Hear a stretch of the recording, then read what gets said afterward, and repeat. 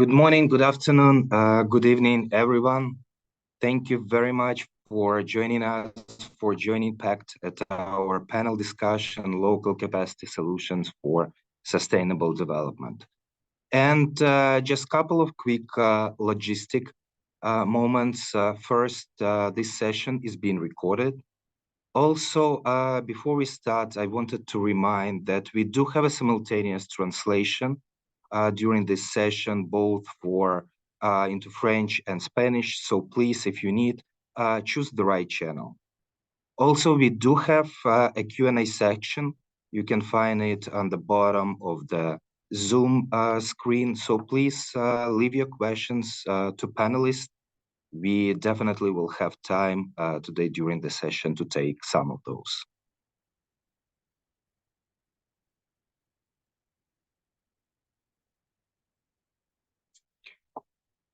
All right, so let's get started. And once again, thank you.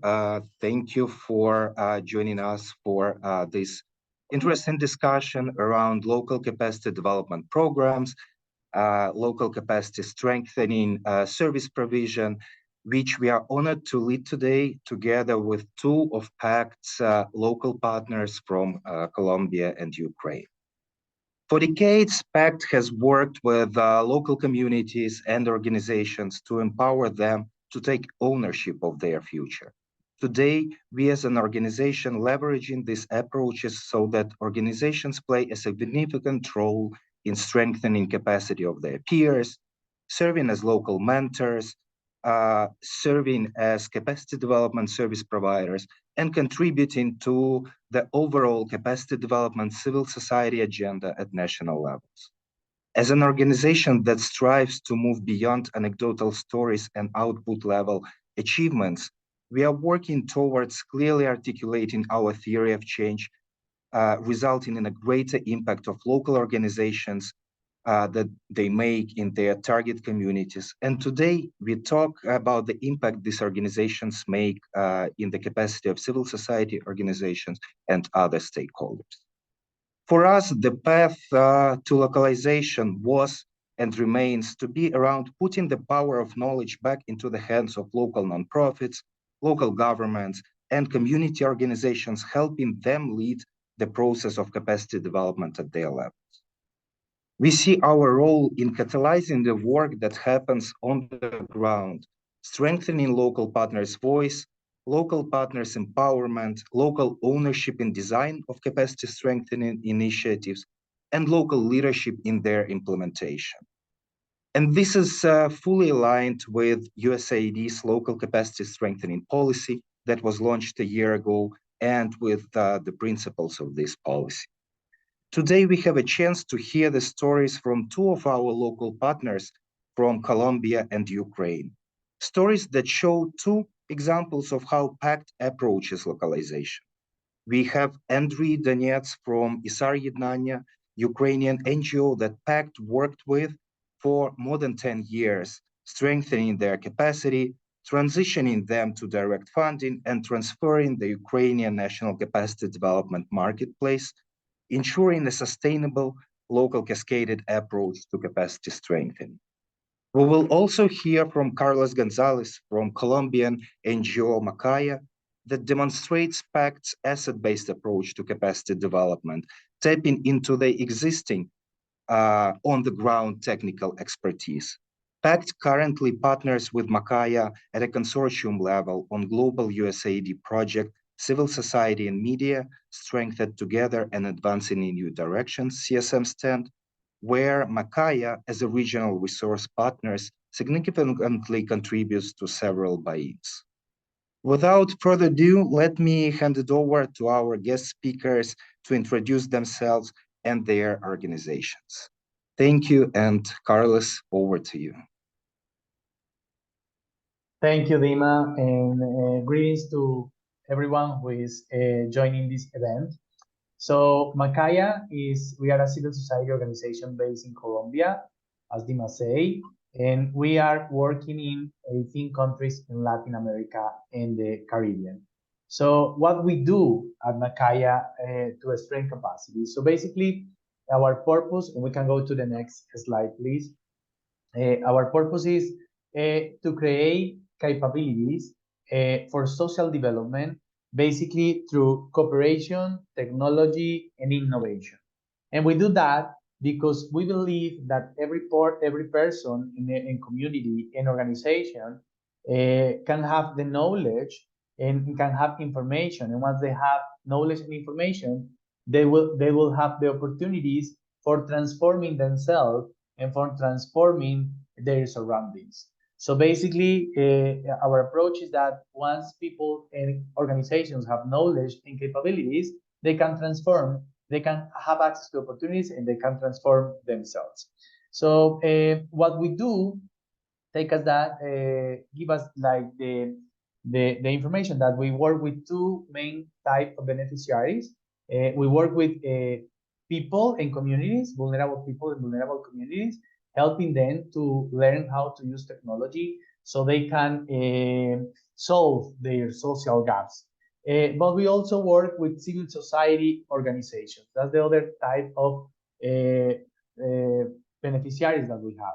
And the reason why we work with civil society organizations is because we know and we believe that there's no other sector with a higher reach in terms of vulnerable people. And actually, civil society organizations are a bridge between vulnerable communities and development opportunities. So basically, we are helping those who help. We can go to the next slide, please. So talking about our reach and what we do, so we have present in 18 countries in Latin America and the Caribbean, and we have managed to benefit more than 32,000 civil society organizations and more than 500,000 of people in these countries. And we are focused, talking about how we develop capabilities in civil society organizations. We have two main streams. So one is focused on technology, and we call it technology for social sector. And basically, what we do there is that we help civil society organizations to address digital transformation.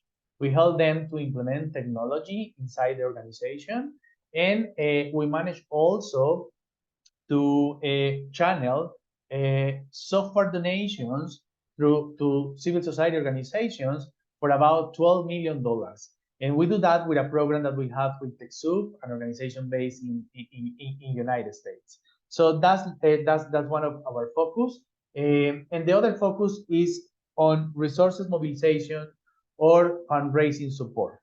So what we do there is that we help civil society organizations to create the capabilities they need in order to identify new partners, but also to identify sources of resources for developing the programs they have in their territories. And for that, we had a platform. The name is Nodoka. It's available online. You can access is www.nodoka.co. And in Nodoka, basically, an organization can have access to grants, call for proposals. As I said, it's available online. Online is a tool that we created 10 years ago with aiming or with the purpose of democratize the information that is available about international cooperation and international resources. So that's basically what we do in terms of creating capabilities in civil society organizations. Thank you, Carlos. Thank you very much. And let me now hand it over to Andriy Donets from Ukrainian NGO Isar Yednanya to introduce himself and the organization as well. Over to you, Andriy. Yeah, thank you, Dima. Hello to everyone who joined. My pleasure to represent Isar Yednanya and its experience in providing local capacity development services. And the next slide, please. A little bit of about the organization. So Yednanya is an initiative centered to support the activity and development of the civil initiative. So it's briefly ISAR, Yednanya. It was founded in 1997 in Ukraine as a local non-for-profit public organization and registered in 1999. However, we are a spin-off the US nonprofit public organization ISAR, which stands for Initiative for Social Action and Renewal in Eurasia, and formerly Institute for Soviet American Relations. And as a legacy for these US organizations, we decided to keep this abbreviation ISAR and added Jednania, which means unity, to our name. The next slide, please.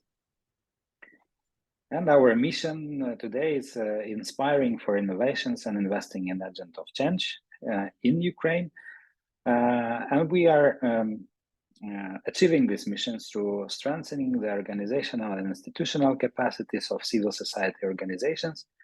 We foster their self-reliance in order to make them more responsible for their own existence, development, and the results of their work. And of course, we understand that we need to study the environment where civil society is operating in order to be able to respond their needs. And at the very beginning of my presentation and my speech, I would like to express my appreciation and acknowledgement of Pact's role. As Dima mentioned, that we were cooperating over 10 years already. So it's thanks to Pact, we became this organization as we are. I can proudly say that nowadays we are the prime partner for USAID in Ukraine, directly implementing the programs of USAID, but we also cooperate with the European Union and other international developers. So the next, please. And the main tool that we are using for the capacity development services in Ukraine is a capacity development marketplace that was initiated by Pact back in 2009, and we were the partners from that time. And we took over management of marketplace in 2012. This year it will become the civil society home, offering even more services to local Ukrainian civil society organizations. Yeah, and the next one, the marketplace in brief. So we are talking about the whole system, which includes digital ecosystem that provides solutions to help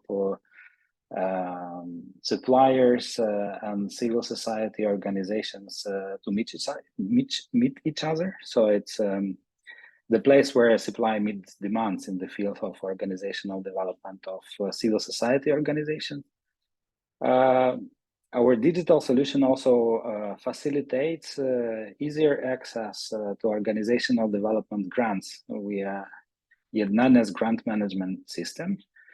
And thanks to Marketplace, local organizations can learn and get inspiration for further development, so it has a learning component as well. Marketplace is also a physical space for discussions of important organizational development topics, for planning, for strategies and policy settings. It's also a place for community of practitioners and experts to discuss different issues related to organizational capacities development. Marketplace is also a funding opportunity for capacity development. We administer grants for capacity development, and we offer different types of grants for different types of organizations, and the grants vary from $1,000 to $25,000 US, depending on their needs, depending on the size of organizations. And of course, last but not least, it's a civil society development forum is a part of a marketplace. is the physical event is the largest platform for intersectional dialogue, experience change and learning. This is the most anticipated event of the year in Ukraine when it comes to capacity development services. And I can demonstrate a little bit figures if I still have a chance. So the next slide. As you know, we operate in Ukraine and our digital platform has over 6,000 registered users. Almost half of them, they provide services for organizational capacity development. It's based on a bidding system. So they publish bids and then service providers can respond. The annual capacity development market for now has value about $500,000. And yeah, by now we had 11 capacity development forums that attracted over 18,000 participants. So this is marketplace. It's brief. This is what we are doing at USAID for capacity development for local CSOs. Thank you, Andrei. Thank you very much, Carlos. Thank you very much, Andrei, for the introductions and brief introduction of your organizations. This is super exciting. We are really glad you are here today to talk a little bit more about these approaches. I do have a couple of questions to start our discussion today, and we will definitely give an opportunity to our participants to ask their questions as well. And there is no doubt how critical capacity development service delivery at a local level is. And there is no doubt what a critical role local organizations play in the capacity development to their peers and other stakeholders. And I wanted to start with a question to you, Carlos. If you can tell us, as an organization that has a long history of being a service provider of different capacity strengthening initiatives, I'm curious to hear a little bit more how you were and are promoting the local survey capacity development programs and services at country level amongst donor community, other organizations that you partner with. Thank you, Dima, for the question. Well, so coming back to what I was saying before, we have two main streams. One is focused on technology, and the other one is in resources mobilization. So talking about technology, where we aim to help organizations to address the digital transformation, the reason why we are working on that is because once the organization are more effective or efficient, they can better deliver their programs in the communities they are serving. And they can also increase the reach what they have in their communities. So it leads us to one of our principles, and is that when we talk about technology, we see technology as a mean and not as an end. And it applies with the organization. I mean, we are not just telling the organizations to address digital transformation because it's a trend and they need to transform. We are helping them to address digital transformation, but identifying how technology can add value to what they are doing and how they can increase their reach once they use technology. For achieving that, we have like three main programs. One is that a digital acceleration process or program. It started with an assessment, a comprehensive assessment of the organization. The assessment allows the organization to identify how the organization is addressing digital transformation in 5 areas of the organization. And those areas are basically vision and strategy, organizational culture, marketing and communication, operations, and infrastructure. The first 2 areas that I mentioned is vision and culture are areas that relies on the organization strategy in terms of digital transformation. And the other 3 areas are focused in digital communications, but also in infrastructure and processes or programs are how well organization is implementing technology in its functional areas.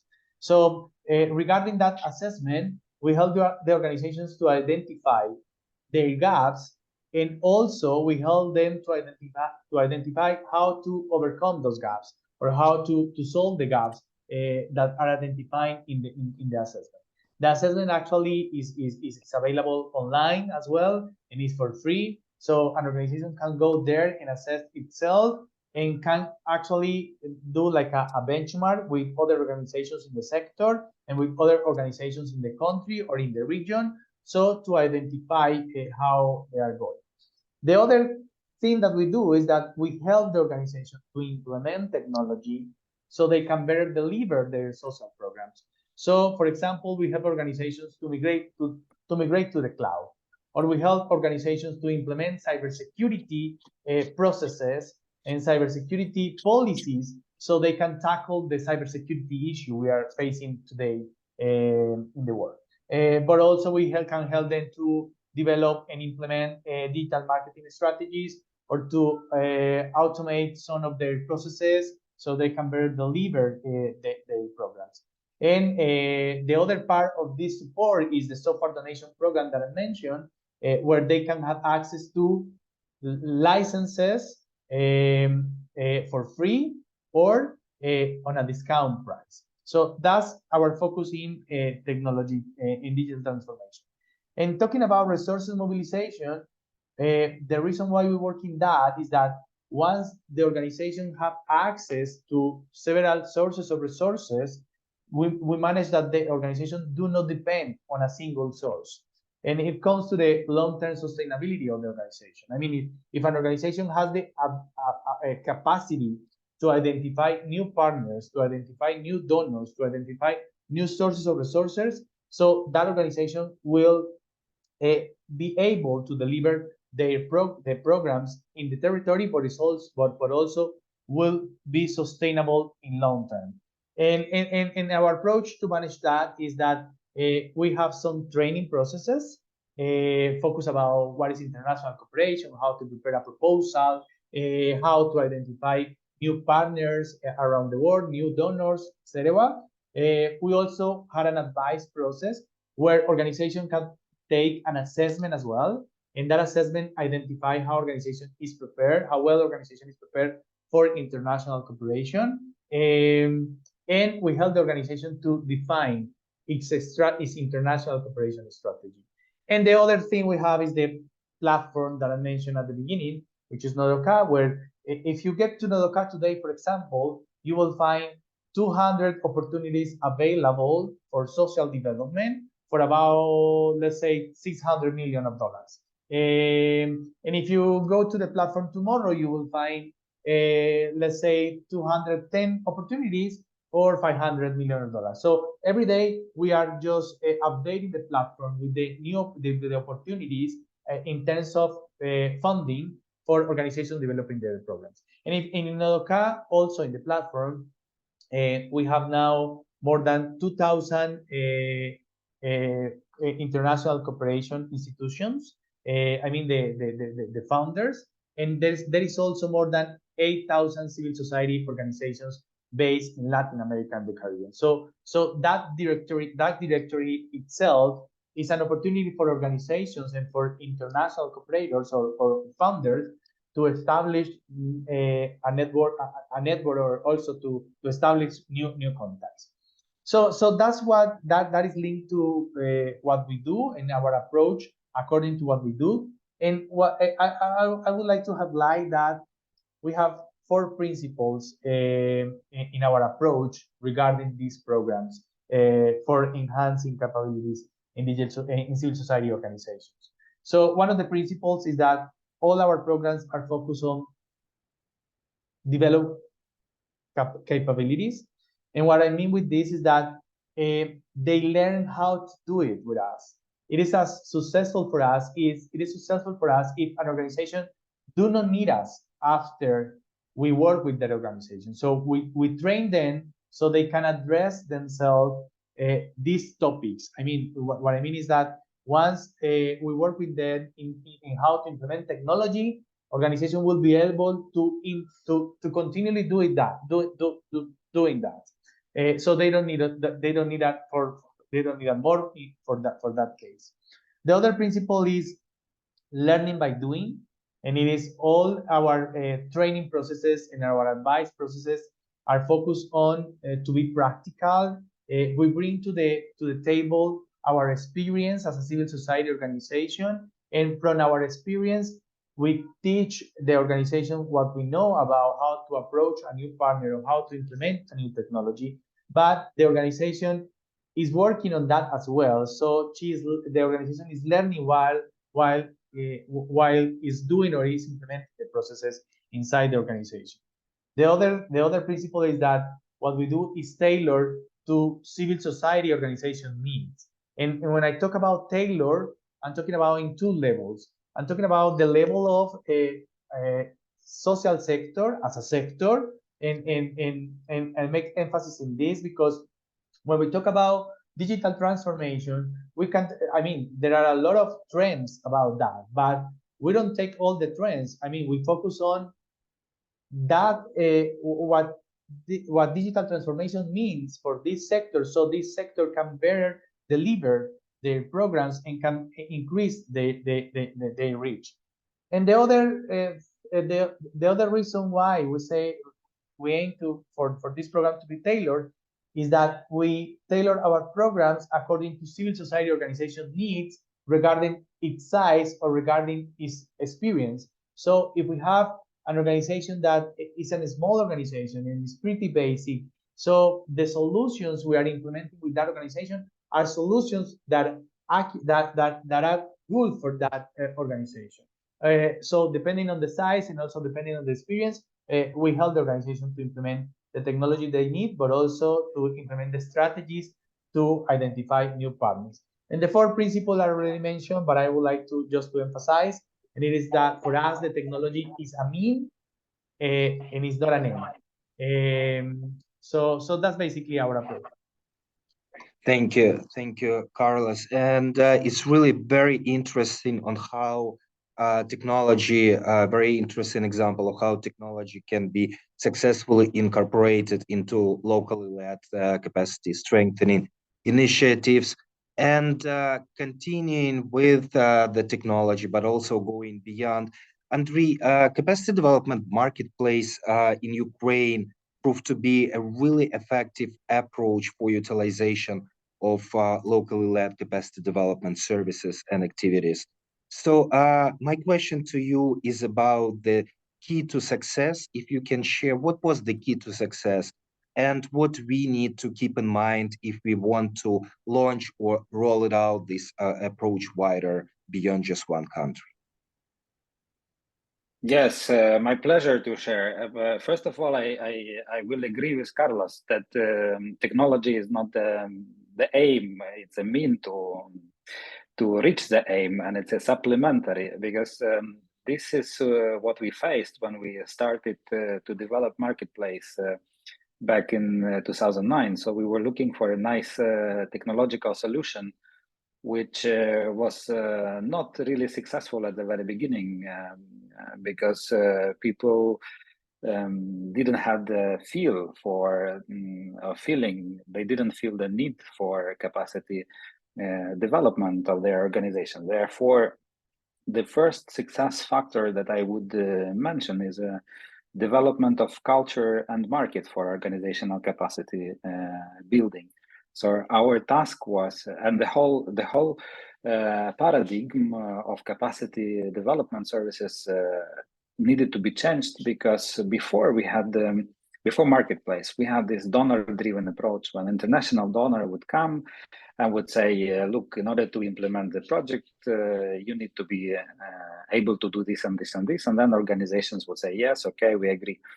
Well, it worked, but the challenge for us together with Pact was to change this approach to demand-driven. So we actually started to raise awareness of organizations that capacity development is something that they constantly need.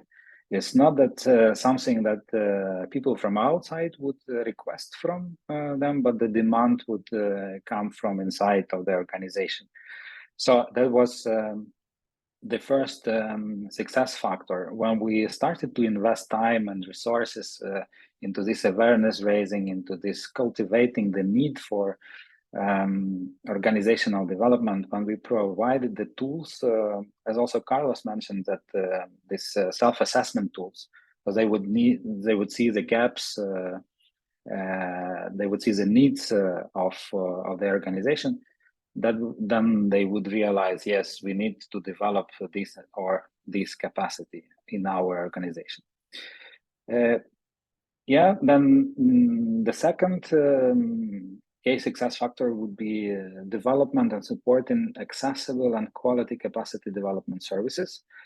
It was necessary to respond to the demand, and it was also our role to assist potential service providers to bring their services and to make them visible to organizations, so they would know that, okay, we have this demand, but who will serve the need?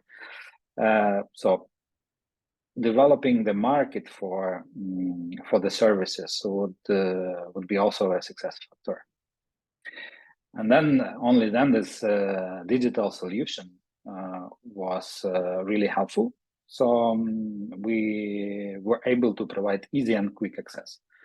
So no faxes, no telephones. You just go online and you see how the system works, and you see how you can access the necessary service. And last but not least, but it's fundraising a lot to secure funds available for civil society organizations who are willing to develop. Yeah, at the very beginning, it was a key issue.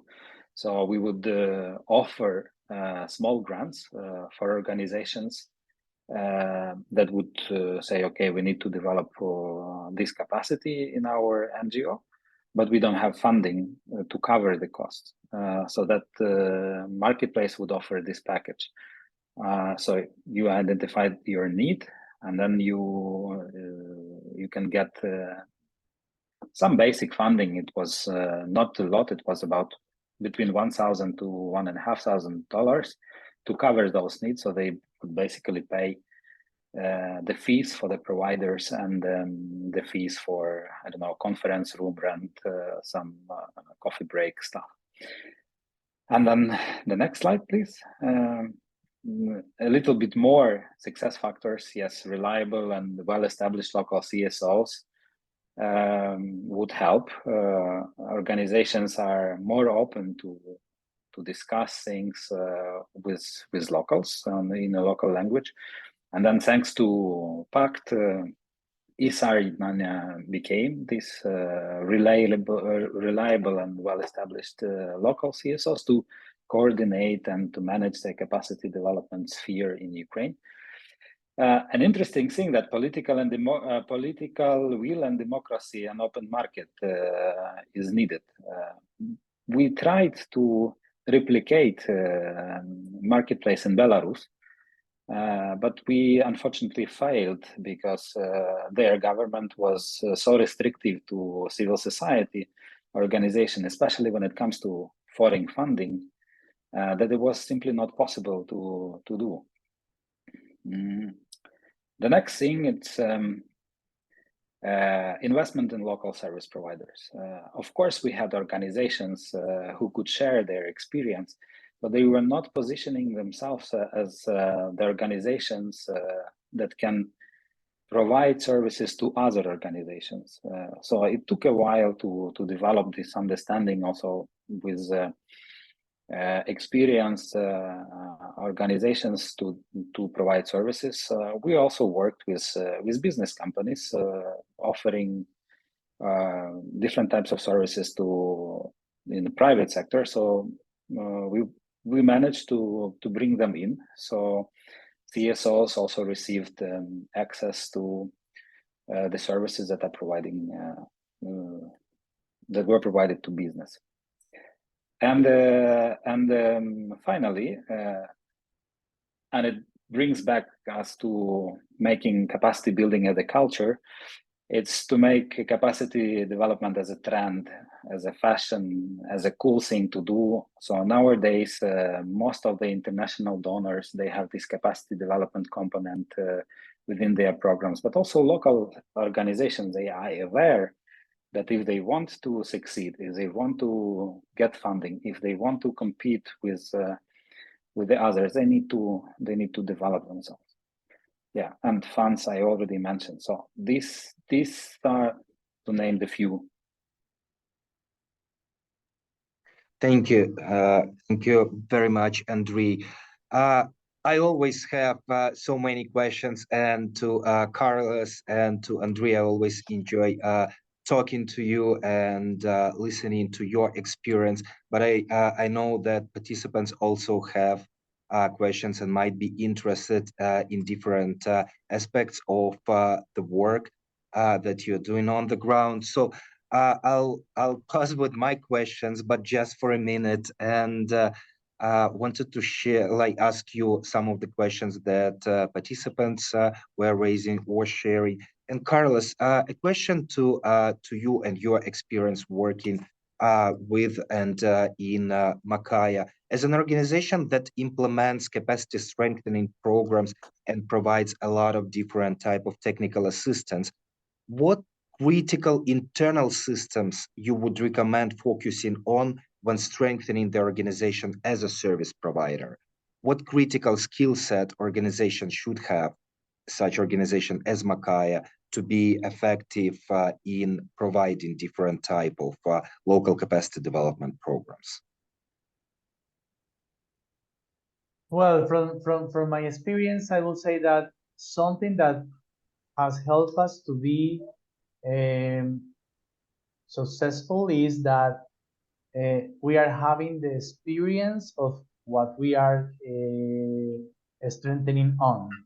I mean, when we strengthen or create capabilities about resources mobilizations or how to find a new partner, a new ally, the knowledge that we are bringing to these organizations are the knowledge that we have learned from our own experience. And it also happens with technology. So focus our capacity development programs on that, give us like the leverage that we are applying what we already learned, but it also generate in the beneficiaries a trust,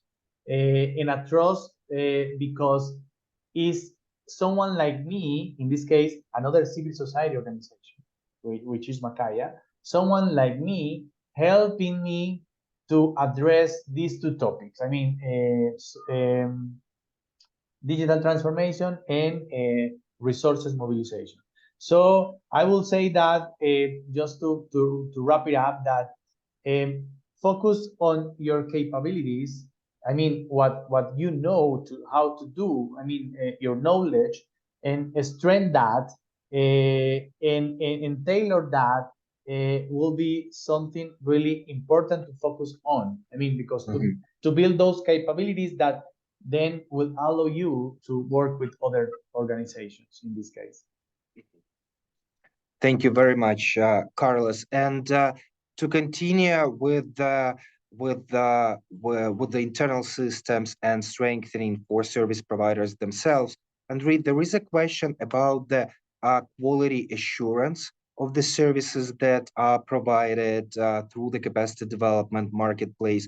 Basically, how you are ensuring the quality for the supply side that you have at marketplace and through other locally led capacity development programs.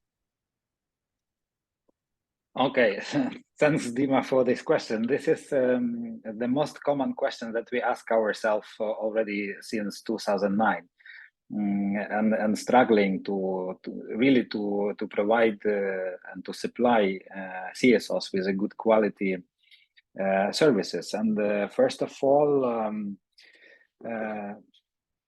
we together with the community of practitioners, we started an open discussion. So what is a good service? For example, when an organization needs to develop a strategic plan, or when they need a training, or when they need some concrete policy to put in place.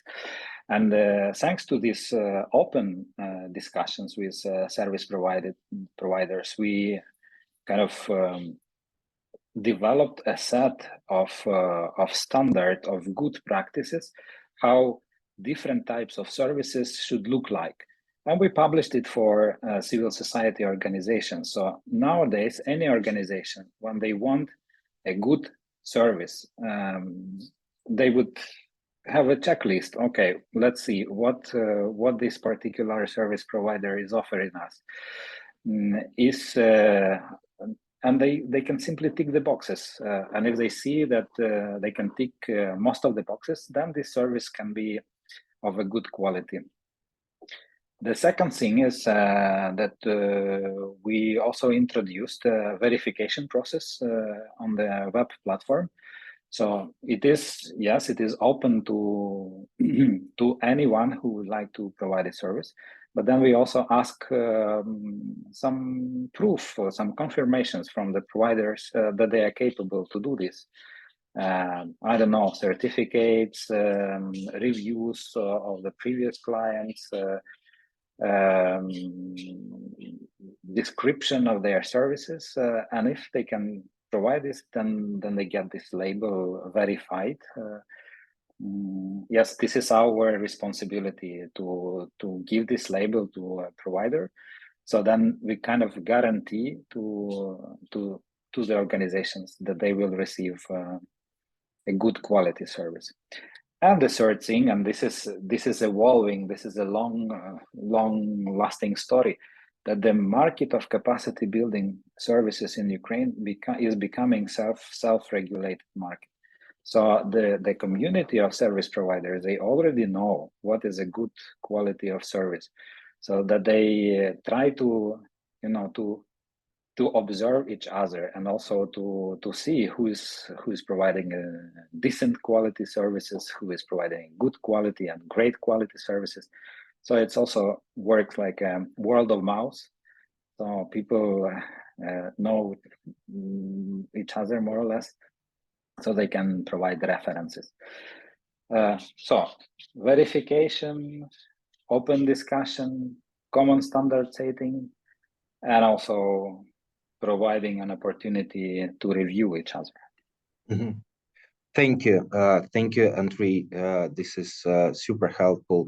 And Carlos, there is so much that has been done for catalyzing locally led capacity development, introducing different locally driven initiatives in capacity strengthening. So we are all really curious to hear some of your thoughts on how we can sustain the locally led capacity development approaches, and what type of support might be needed from the donor community. Well, I think that to make these efforts sustainable in long term, so we need to help civil society organizations to grow and to improve what they are doing and to improve themselves. And although it's like apply and promote the localization strategy will be really helpful to keep this sustainable in long term.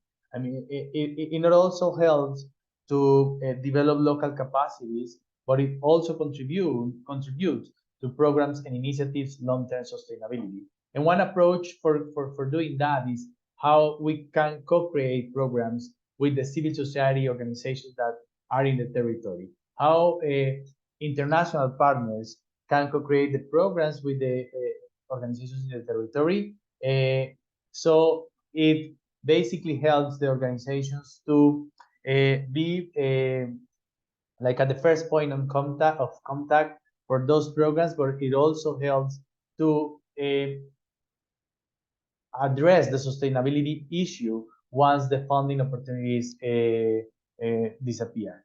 And I say that regarding, from the donor side, I will say like perhaps there are three things that there must be considered. One is how the donors provide long-term finance that can support a systemic change vision.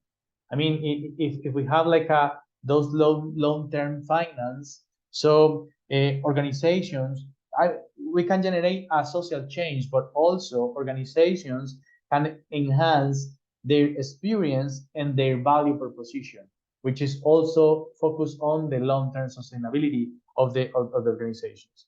The other thing I think donors could do is to provide additional support beyond the funding. And when I say additional support, is like I'm talking about helping their partners to connect with other potential partners or with networks around the world, in helping their partners to acquire new knowledge. And the last thing will be like allocate and provide unrestricted resources so organizations can invest resources for in growing and also in improving their processes, their knowledge, and their know-how and what they are doing. Thank you, Carlos. And speaking of growth and organizational growth of the organizations, one of the participants has a question to you, Andrei.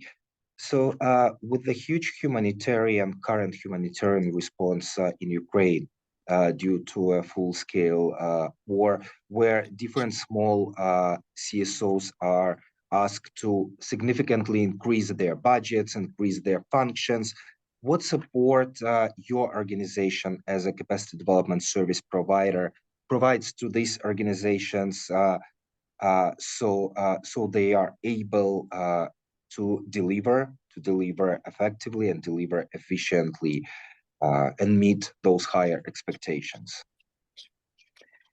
Yes, thank you for this question. First of all, I will start that having this local capacity development CSO like we are has an advantage of being really flexible. So from the very beginning of the invasion, from the very beginning of the war, we managed to develop and to find providers who can support CSOs that outburst rapidly. Yes, because they needed to manage bigger amounts of funds and to deal with humanitarian assistance. So what we are offering to these CSOs are the training on humanitarian standards, so how they need to deal and handle the humanitarian aid. We have had, and it's a series of webinars and a series of consultations from auditors and financial people, how to handle this money in the proper way, how to handle them transparently, and how to handle them how to call it in a diligent way. Yeah, so it would be super transparent how they spent those money. We were also offering trainings on financial management according to the standards. We were transferring to the organizations the experience of UNHCR, how to deal with humanitarian aid. We were doing advocacy campaigns in Ukraine, how to improve the law of Ukraine for dealing with donates and humanitarian assistance. We offering different kinds of mentoring programs, especially for it's there were local CSOs who tripled or doubled their budget, but there were plenty of local volunteers who, during the last year, they turned into a civil society organization.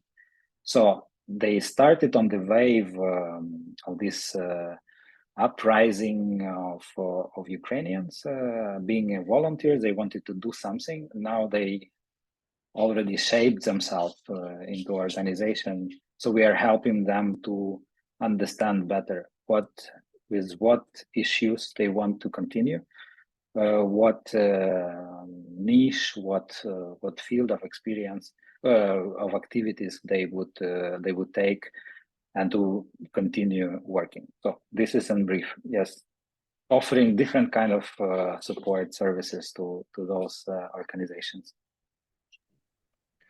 Thank you, Andrei. And just to continue with the capacity development marketplace topic, another question that we all have is around different potential challenges that we need to keep in mind and be aware of when working through the capacity development marketplace or thinking about its design and implementation. Yes, Dima, thank you for this question. First of all, if starting localization of capacity development services, it's super necessary to make sure that CSOs are having a proper understanding what is this. When we were starting, people were asking, we need computers, or we need a website, or we need some furnitures. And yes, there was a challenge to ask, but why do you need them? So they need to bring these needs into the level of awareness how their organizations will become better. The second thing is quality of services. I already mentioned during answering the previous question that we need to make sure that people are getting good quality services, and for that I would say it's necessary to start with this verification as soon as possible, because we were kind of soft and we wanted to enter we wanted to allow different providers to enter the market. But then it was clearly that this verification is absolutely necessary to provide good quality services. And also the lack of follow-up support can be a challenge. Let's imagine the organization received a service and they started to work and they are doing fine, but then the organizational development is a never-ending story. You cannot one day you cannot say, okay, now we are perfect, because organizations are changing, people are changing, and we are living in a changing world. So all the time they would need something. So support and follow-up support to organizations would be necessary, not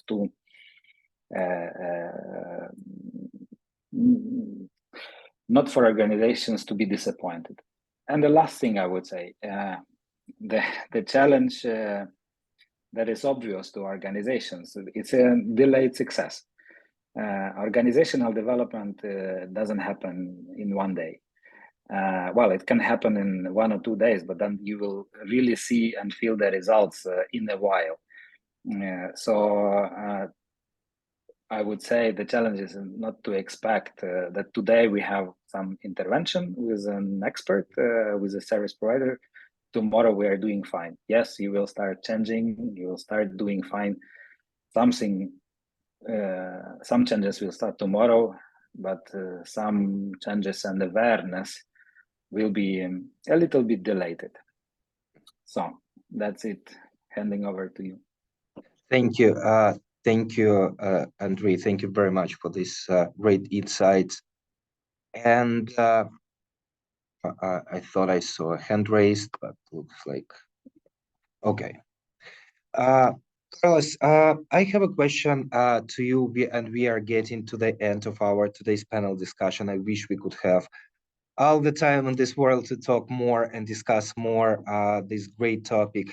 But looking into the future of locally led capacity development, can you share your thoughts and your vision of your organization of locally led capacity development moving forward?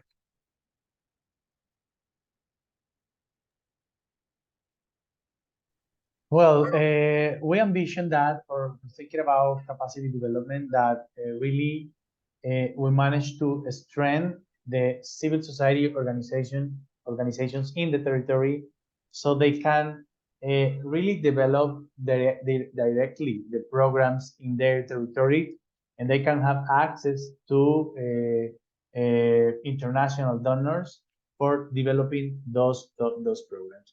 In the areas that we are working, I mean, of course, we envision that civil society organizations embrace technology, and it helps them to be more effective or more efficient in what they are doing, and it contributes to its long-term sustainability. And in terms of resources mobilization, I think that apart from getting new sources for funding and having a organizations that have like a different streams of or different sources of resources, I think that we also need to reach that point where organizations have like um, a clear business model that help them to continuously to be sustainable beyond the donations or the international resources they receive from other partners.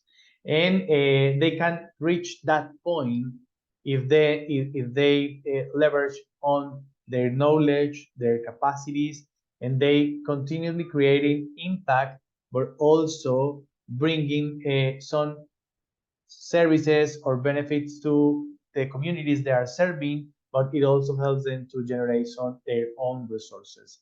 So to wrap it up, it will be like a civil society strengthened in terms of technology, but also in terms of the capabilities they have to generate or to acquire the resources they need to implement the programs in their territories.